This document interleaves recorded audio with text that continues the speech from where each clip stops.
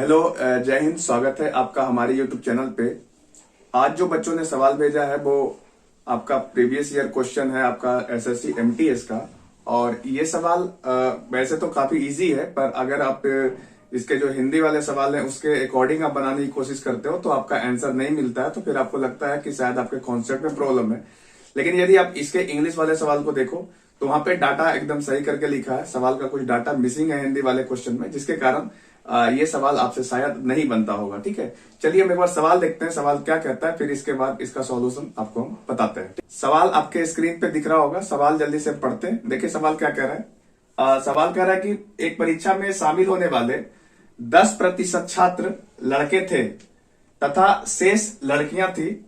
लड़कों का उत्तीर्णता प्रतिशत 40% था और कुल उत्तीर्णता प्रतिशत 56% था तथा लड़कियों की उत्तीर्णता प्रतिशत क्या थी। आपका 4 ऑप्शन दे रखा है: 54.2/3%, 54.1/2%, 52.2/3% और लास्ट ऑप्शन है 53.1/3%।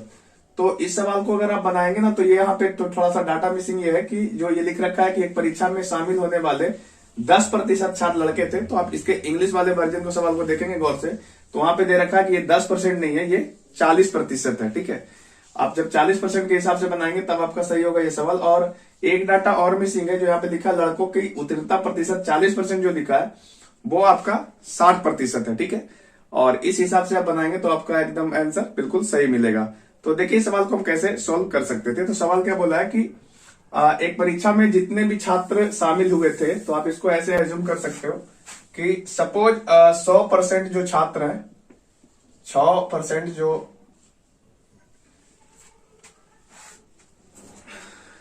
100% जो स्टूडेंट आप इसको बोल सकते हो। तो ये 100% में दो ही लोग शामिल है, एक तो लड़का है यानी एक आप बॉय यहां पे कर सकते हो और एक आपका गर्ल्स है। तो बॉयज जो है ना वो 40% है, तो 100% में से 40% अगर बॉयज है तो निश्चित रूप से 60% जो होगी वो गर्ल्स होगी। ठीक है, 40% बॉय है तो 60% गर्ल होगी और इस प्रकार से टोटल 100% स्टूडेंट होगा।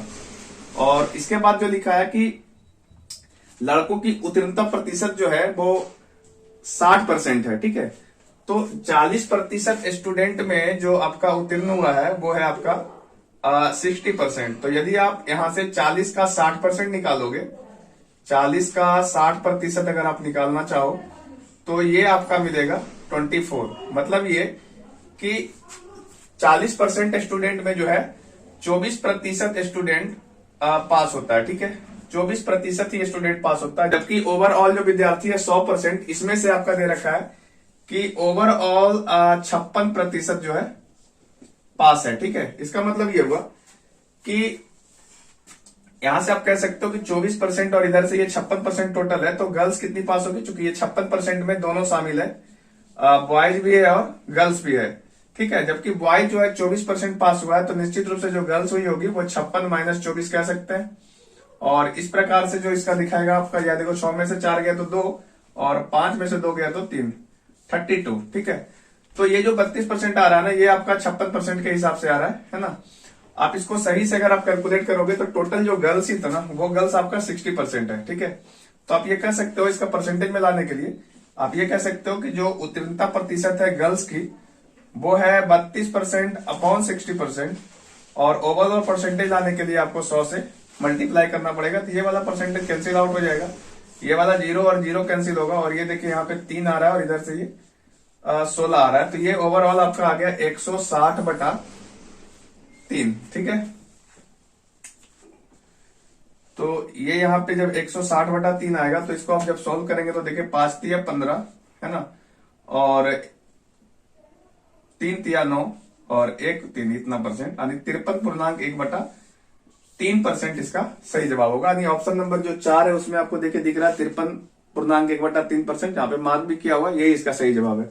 तो इस सवाल में ना आपको बस थोड़ा सा यही ध्यान देना था कि जो इसका हिंदी वाला क्वेश्चन है उसमें थोड़ा सा डाटा मिसिंग है। वो मिसिंग क्या है, जहां पे 10% लड़के बोले हैं वहां पे 40% लड़के ले लें आपको, क्योंकि इंग्लिश वाला वर्जन में देखिए वहां पे सही किया हुआ है।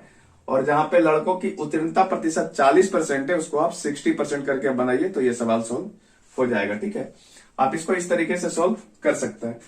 तो उम्मीद है ये सवाल आपको समझ में आया होगा। अगर आपका भी कोई ऐसा सवाल है तो आप हमारे दिए हुए व्हाट्सएप नंबर पे भेज सकते हैं। आप फेसबुक मैसेंजर के थ्रू भी अपना सवाल भेज सकते हैं। अगर आप टेलीग्राम इस्तेमाल करते हैं तो आप टेलीग्राम पे भी आप अपना सवाल भेज सकते हैं, ठीक है। टेलीग्राम के लिए आप जो आपका JITS स्टडी सेंटर है उसको आप सर्च करिएगा तो आपको टेलीग्राम पे भी मिल जाएगा।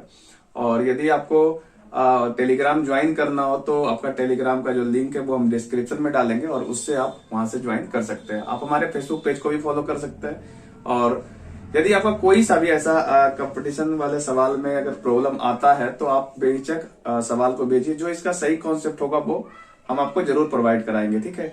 अभी आपका जो आगामी एग्जाम आने की संभावना है वो आपका RRB ALP है। तो इससे संबंधित भी कोई भी अगर बातें आपको जानकारी के तौर पर चाहिए तो वो आप भी अपने सवाल जो है व्हाट्सएप कर सकते हैं। आज के लिए इतना ही, मिलेंगे नेक्स्ट वीडियो में, तब तक के लिए जय हिंद।